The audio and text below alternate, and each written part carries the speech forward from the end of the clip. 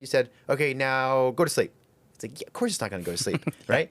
So I think that same concept of like pretend that you were camping. How would you create that environment within your home?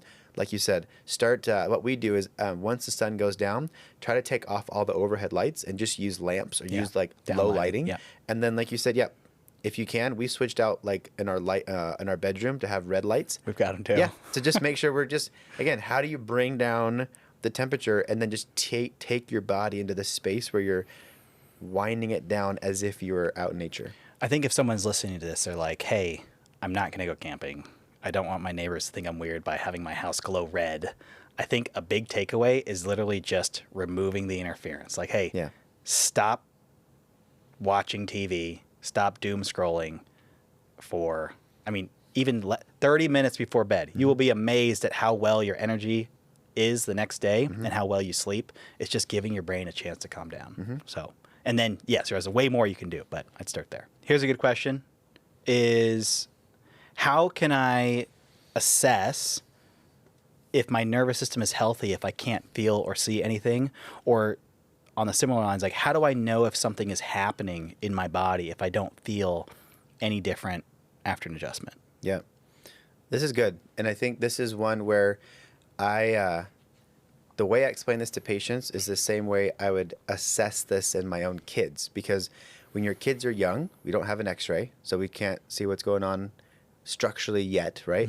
But then I would say I would almost use this, you and I love this, but we use the invert theory. And I would say, well, let me do the opposite for a second.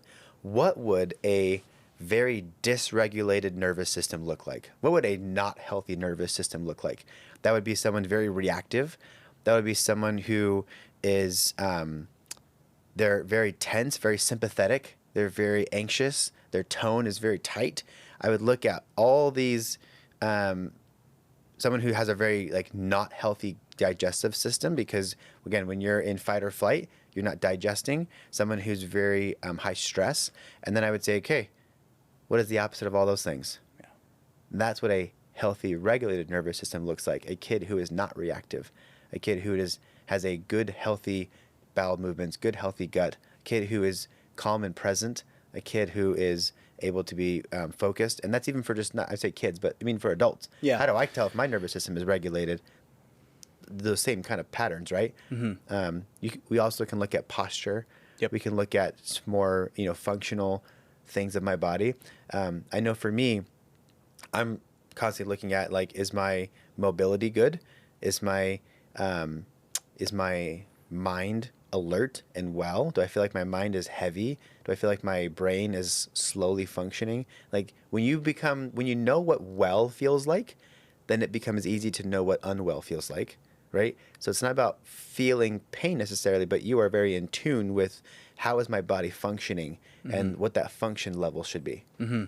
Yeah, it's along the same lines as okay, am I standing with good posture? That's a great indication of function of the body. Is that improving? How is my coordination? How is my balance? Am I able to squat to depth? These are all functional assessments. Is my digestive tract moving along smoothly? I see a ton of patients, mainly guys, who will come in and say, oh, I want to get adjusted, but no, I don't have anything going on with me. I feel great. There's nothing going on. Almost 100% of the time I get them adjusted and they come back and they say, oh my gosh, I did not realize how out of alignment I was. Yeah. Because we just don't have this awareness. Oh, my knee must be totally fine because it doesn't hurt. But then you get it adjusted and you realize it wasn't hurting, but it was way out of alignment. And now you're walking straight.